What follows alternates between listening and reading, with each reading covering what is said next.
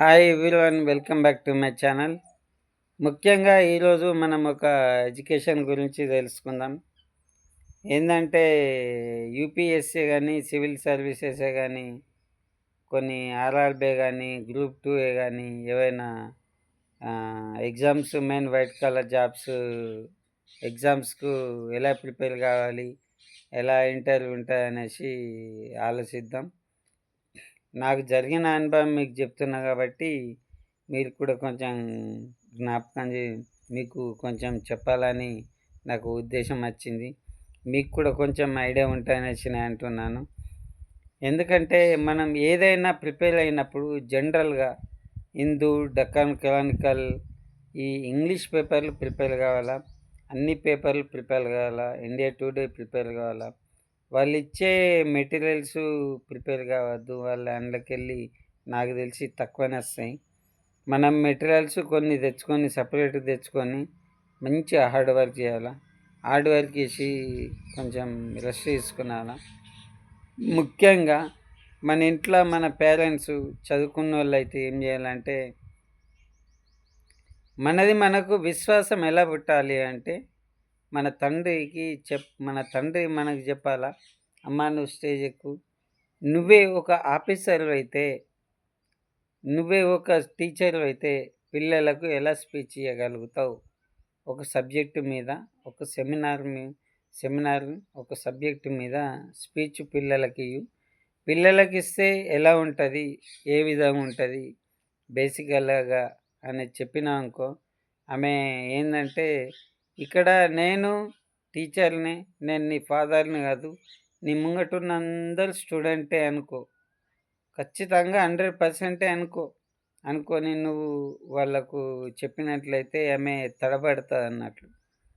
ఆమె లోపల భయమనిపిస్తదన్నట్లు. భయమనిపించినప్పుడు ఏమైతదంటే, ఆ భయం పోవాలంటే ఆమెకు ఒకటికి 2 సార్లు మనం అలా ట్రైనింగ్ ఇచ్చినట్లయితే, ఆ భయం అనేది ఆమె లోపల నుంచి పోయినప్పుడు ఫస్ట్ ఆమె లోపల భయం పోవాలన్నట్లు.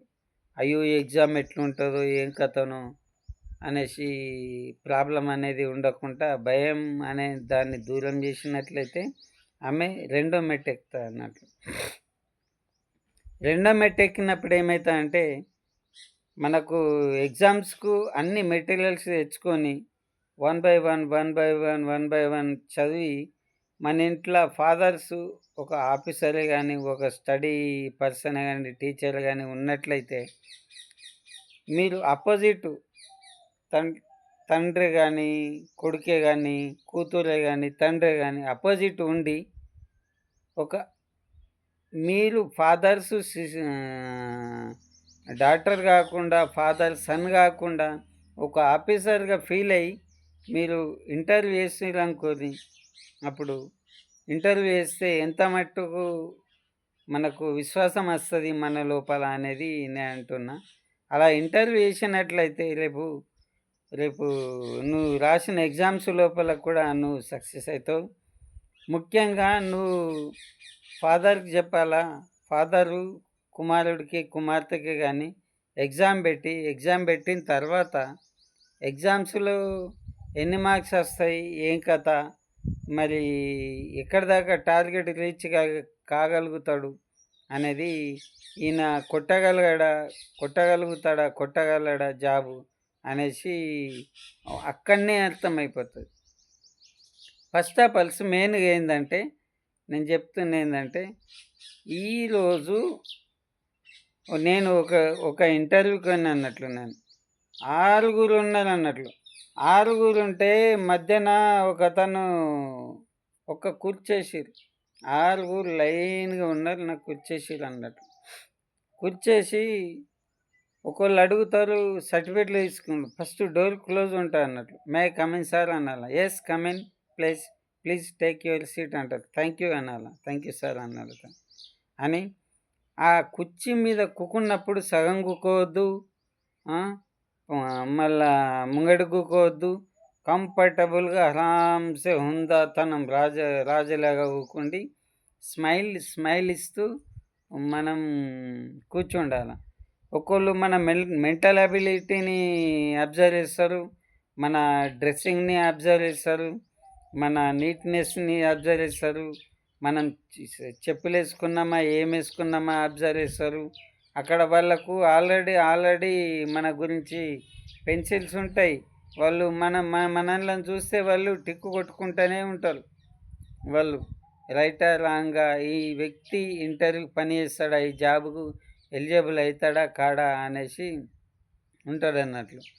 ఒక వ్యక్తి మన సర్టిఫికేట్లు తీసుకున్నప్పుడు ఆ వ్యక్తి ఏమంటాడంటే, నీకు 10థ్‌లో ఎన్ని మార్క్స్ వచ్చినాయి, ఇంటర్‌లో ఎన్ని మార్క్స్ వచ్చినాయి అన్నిట్లో అడుగుతాడు. నాకు ఇన్ని టోటల్‌గా పర్సెంటేజ్ ఎంత, 10థ్‌లో పర్సెంటేజ్ ఎంత, ఎన్ని మార్క్స్ వచ్చినాయి, ఇంటర్‌లో ఎన్ని వచ్చినాయి అన్నీ అడుగుతాడు. అడిగి స్పెషల్‌గా ఏమంటాడంటే, 10థ్‌లో తెలుగులో ఎన్ని మార్కులు వచ్చినాయమ్మా, ఈ ఆఫీసర్ అడగకన్నా ముందే ఇంకో ఆఫీసర్ ఇంటర్‌లో ఎన్ని మార్కులు, ఇంగ్లీష్‌లో ఎన్ని మార్కులు వచ్చినాయి నీకు అని అడుగుతాడు. ఇట్లా అడిగి మొత్తం మనిషిని కన్ఫ్యూజన్ చేస్తాడన్నట్లు. కన్ఫ్యూజన్ చేసినా కానీ మనం ఎక్కడ కూడా బెదరకుండా మనం అన్నీ సరైన స్మైల్ ఇస్తూ సరైన సమాధానం చెప్పాలి వాళ్ళకు. సమాధానం చెప్తూ పోతుంటే వాళ్ళకు అర్థమైపోతుంది. వాళ్ళకు ఈ మనిషి ఈ జాబ్కు సరైన విధంగా పనిచేయగలుగుతాడు అనేసి తెలుస్తుంది. మరి మెయిన్ థింగ్ ఏంటంటే, వాళ్ళు ఏం చేస్తారంటే, ఫస్ట్ ఆఫ్ ఆల్ నువ్వు మెయిన్ ఎంట్రన్స్ నుంచి ఈ ఎంట్రన్స్ వరకు ఎన్ని గంటలకు వచ్చినావు, ఎన్ని నిమిషాలు పట్టింది రావడానికి అడుగుతారు. మళ్ళా నువ్వు ఎక్కిన మెట్లు ఎన్ని ఉన్నాయి అడుగుతాడు. మళ్ళా నాకు అడిగిర్రు, నాకు జరిగిన సందర్భం మీకు చెప్తున్నా. నాకు 3 చెక్ పోస్టులు ఉండే. నాకు ఆర్డినెన్స్ పెట్టాలి జరిగినప్పుడు 3-4 చెక్ పోస్టులు ఉంటాయి. జరిగినాయి కాబట్టి చెప్తున్నా నేను. ఏ చెక్ పోస్ట్ దగ్గర ఎన్ని నిమిషాలు ఆగినావు, ఎక్కడి నుంచి ఎక్కడికి వచ్చినావు, అక్కడి నుంచి ఇక్కడికి ఎన్ని మెట్లు ఎక్కినావు, ఎంత టైం పట్టింది అని అడిగారు. నేను టైం చూసుకుంటున్నా రాసుకుంటున్నా. లాస్ట్కు మన షర్ట్స్కు ఎన్ని బటన్స్ ఉన్నాయి, ఎన్ని లైన్స్ ఉన్నాయి, ఆ లైన్స్లలో ఏ కలర్ లైన్స్ ఉన్నాయి అనేసి కూడా రాసుకున్నా. ఈవెన్ కుట్టిన టైలర్ ఏ కంపెనీ, ఏ టైలర్ పేరు అని కూడా అడుగుతారు మనకు. మళ్ళీ మెయిన్ థింగ్ ఏంటంటే, ఈరోజు మన పేపర్లో మెయిన్ హెడ్లైన్స్ ఏముంది ఈరోజు, దాని గురించి చెప్పమంటారు. మెయిన్ హెడ్లైన్స్ చెప్పాలా. మళ్ళీ ఇంకోటి ఏంటంటే, వాళ్ళు అడిగిన క్వశ్చన్స్కు రాలేదనుకో పాస్ చేయాల. సారీ సార్ అనాల. సారీ సార్ అనక నువ్వు ఏదో ఒకటి కన్ఫ్యూజన్లో పెట్టేసి అట్లా కాకమ్మ కథలు చెప్పినావనుకో నువ్వు ఎలిజిబుల్ కావు జాబ్కు. Sorry sir అనాల. అయితే వాళ్ళకు సాటిస్ఫాక్షన్ ఉంటుంది. తెలియదు కాబట్టి తెలియదని ఒప్పుకున్నందుకు వాళ్ళకు సంతోషం ఉంటుంది. కాబట్టి ప్రతి ఒక్కటి మనం ప్రిపేర్ అయిపోతేనే అక్కడికి జాగ్రత్త. ఉదాహరణకు మనము మన ఇంట్లోనే ఫస్ట్ మన మీద మనకు విశ్వాసం ఉండాలి. విశ్వాసం ఉంటేనే మనము ఆ జాబ్ కొట్టగలుగుతాం. ఎందుకంటే మన పాపని మన బాబును కానీ ఇంటర్వ్యూ చేసే ముందు ఒక స్కూల్ టీచర్ లాగానే స్టేజ్ ఎక్కువ కూర్చుని మేవుకుండు మేము ఇంట్లో పేరెంట్స్ అందరం మేము పిల్లలము, మరి నీ స్పీచ్ ఈరోజు ఏ టాపిక్ మీద స్పీచ్ చేయగలుగుతున్నావు అది మాకు చెప్పు అనేసి చెప్పాలన్నట్లు. అయితే ఆమె ఏమవుతుంది, ఇది స్కూలు, ఇది మేము పిల్లలము అంటే ఆమె గజ గజ గజ గజ గజ అనుకుతా అన్నట్లు. ఆ అనుకుడు అనేది వెళ్ళిపోతా అన్నట్లు. ఒక్కసారి ఎక్కిందనుకో మైకు ఇట్లా ఊగుతుంది అన్నట్లు. మైకు ఫస్ట్ టైం ఊగిన మైకు రెండోసారికి ఇక ఊగది. టకా టక్ టకా టక్ టకా టక్ చెప్పేస్తా అన్నట్లు. అది అయిన తర్వాత రెండవది ఏంటంటే, తల్లి కానీ తండ్రి కానీ కూతురు కానీ కొడుకు కానీ తండ్రి కానీ ఇద్దరు అపోజిషన్లో చైర్ వేసుకొని ఇంటర్వ్యూ పెట్టుకున్నాను అన్నట్లు. ఇంటర్వ్యూ ఈరోజు మెయిన్ హెడ్లైన్స్ ఏది, ఈరోజు మెయిన్ హెడ్లైన్స్ ఇది అని అమ్మాయికి ఫాదర్ అడగాల, లేకపోతే అబ్బాయికి ఫాదర్ అడగాల. అయితే చెప్పాలా, మరి ఈరోజు నీకు ఎగ్జామ్ పెడుతున్నా నాన్న, ఈరోజు మరి ఈ ఎగ్జామ్లలో మరి ఈరోజు భారతదేశం యొక్క చరిత్ర ఎంత, చరిత్ర ఏది, కాకతీయులు, చోళులు, ఇవన్నీ ఏదో ఒక చరిత్ర ఉంటాయి కదా మనకు, హిస్టరీ వైజ్ కానీ మనం ఎంచుకున్న సబ్జెక్టు వైజ్ కానీ ఎగ్జామ్స్ ఉంటాయి కదా, దాని గురించి చెప్పినట్లయితే వాళ్ళు మనకు సమాధానం ఇస్తే మనకు ఏ ప్రమాదం ఉండదు. వాళ్ళకు కూడా విశ్వాసం వస్తుంది అన్నట్లు. వాళ్ళని ఒక ఇంటర్వ్యూకి పోయేటోళ్ళని ఒక రాయిగా చేసి ఇడిసబెడితే వాళ్ళు సక్సెస్ అవుతారు అన్నట్లు. చాలామంది ఫైనల్ ఇంటర్వ్యూకి, మెయిన్ ఇంటర్వ్యూకి పోయి ఫెయిల్ అయిన వాళ్ళు కూడా ఉన్నారు. చాలామంది 4 సంవత్సరాలు 5 సంవత్సరాలు చాలా కష్టపడి కూడా ఉన్నోళ్ళు ఉన్నారు. చాలామంది ఫస్ట్ అటెంప్ట్లోనే మరి ఇంటర్వ్యూలో పాస్ అయిన ఉన్నోళ్ళు ఉన్నారు. కాబట్టి నేను అంటున్నా, మరి ప్రతి ఒక్కరు జాగ్రత్తగా ఉండి, మరి మనం ఇంటర్వ్యూకి వెళ్ళే ముందు మన లోపల మనకు విశ్వాసం ఉండాలి.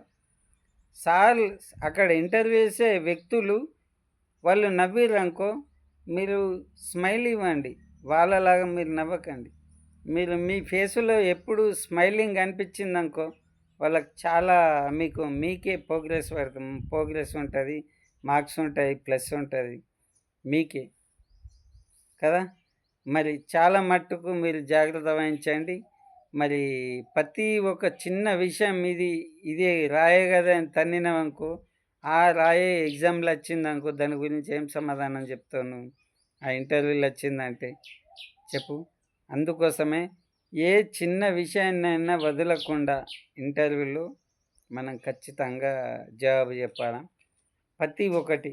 ఇప్పుడు ఉదాహరణకు హైదరాబాద్ నుంచి విజయవాడ ఎన్ని కిలోమీటర్లు ఉన్నది? పలాని రాయి.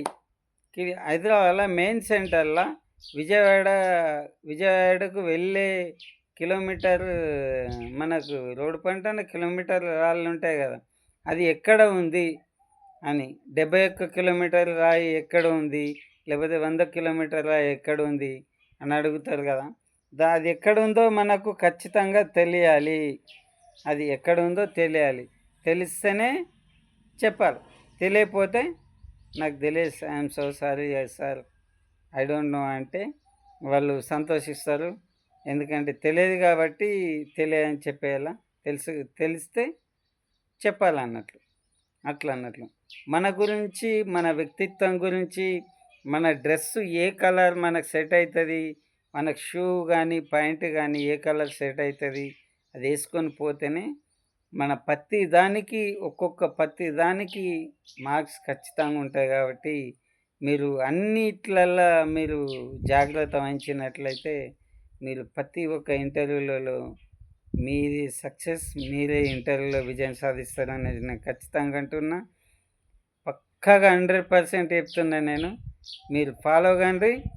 డక్కన్ క్రానికల్ కానీ, ఇండియా టుడే కానీ, హిందూ పేపర్ కానీ, జనరల్గా మనము ఒక సబ్జెక్టు పరంగా తీసుకున్నట్లయితే, మనం అన్నీ చదివినట్లయితే మనం ఖచ్చితంగా పాస్ అవుతాం. ఇంటర్వ్యూలో కూడా పాస్ అవుతాం. మీరు ఏం కంగారు భయపడే అవసరమే లేదు. వాళ్ళు పులులు కాదు, సింహాలు కాదు, గుడ్డెంగులు కాదు, ఏది కాదు. వాళ్ళు కూడా మనుషులే. కాబట్టి వాళ్ళకు పై అధికారులు, గవర్నమెంటు వాళ్ళకు ఇంటర్వ్యూ చేయడానికి నియమించారు. కాబట్టి వాళ్ళ బాధ్యత, వాళ్ళ ఉద్యోగం. కాబట్టి వాళ్ళకు సెలక్షన్ కమిటీ ఉంది కాబట్టి వాళ్ళని నియమించారు. కాబట్టి ప్రతి ఒక్కరూ మరి ఎటువంటి భయం లేకుండా మరి జాగ్రత్తగా ఉండి మరి మీరు సక్సెస్ఫుల్ అవుతారనేసి ఎడ్యుకేషన్లో మంచి ఉన్నత ఉద్యోగాలు సంపాదించే అవకాశం ఉంటుంది. కాబట్టి అవకాశం ఉంటుంది. మరి మీరు మంచి ఉన్నత స్థాయి ఉద్యోగాలు మరి చేజిక్కించుకొని మన తల్లిదండ్రుల పేరు నిలబెడతారనేసి నేను అంటున్నా. మరి మీరు కూడా ప్రతి ఒక్కరికి ఇంకా ఆదర్శంగా ఉండాలనేసి నేను అంటున్నాను. మరి ఈ సబ్జెక్టు పరంగా ఎప్పటినుంచి ప్రిపేర్ కావాలంటే, మనము 10థ్ ఇది ఇంటర్మీడియేట్ నుంచే మనం సివిల్స్ ప్రిపేర్ కావాలా? ఇంటర్మీడియేట్ నుంచే సివిల్స్ ప్రిపేర్ అయితే అక్కడ ఇంటర్‌కు సబ్జెక్ట్స్‌కు కొంచెం టైం ఇయ్యాలి. ఇప్పుడు సివిల్‌కి ఇచ్చినామనుకో, డిగ్రీ అయిపోయే వరకే నీకు సివిల్ మీద మొత్తం కాన్సంట్రేట్ పెరిగి, సివిల్ అంటే ఎట్లా ఉంటది? ఏముంటది? మరి ఎగ్జామ్స్ ఎలా రాయాలి? ఎగ్జామ్స్ ఎట్లుంటాయి? నువ్వు ప్రతి ఒక్క ఇయర్ ఐపీఎస్ గాని, ఐఏఎస్ గాని, ఏ ఎగ్జామ్స్ అయినా ఇయర్ గైడే గాని, పేపరే గాని తీసుకున్నట్లయితే, దేంట్లో అచ్చిన క్వెషన్ వచ్చిందా? రాలేదా? ఎలా రాయాలి? ఏం కథ? అని చూసుకున్నట్లయితే నువ్వు ఖచ్చితంగా నువ్వు విన్ అయితావు. నువ్వు ఒక స్టూడెంట్ లాగానే ఉండి ఒక కలెక్టర్ గాను, ఒక ఐఏఎస్, ఒక ఐపీఎస్ ఆఫీసర్ గాను, ఐఎఫ్ఎస్ ఆఫీసర్ గాను నువ్వు సెలెక్ట్ అవుతావు. కాబట్టి మన ఆత్మవిశ్వాసంతోటి మనం ముందుకెళ్తే సాధ్యం కానిది ఏది లేదు. కాబట్టి నేను చెప్తున్నాను ప్రతి ఒక్కరికి, మీరందరూ సక్సెస్ఫుల్‌గా మరి ఖచ్చితంగా అవుతారనేసి నేను అని భావిస్తూ, మరి మళ్ళీ వీడియోలో మళ్ళీ కలుస్తాను. మరి అంతవరకు సెలవు మరి. ఈ వీడియో నచ్చినట్లయితే లైక్ చేయండి, షేర్ చేయండి, సబ్స్క్రైబ్ చేసుకోవాలని నేను అనుకుంటున్నాను. ఓకే మరి బాయ్, ఉంటాను. సెలవు మరి. Okay done.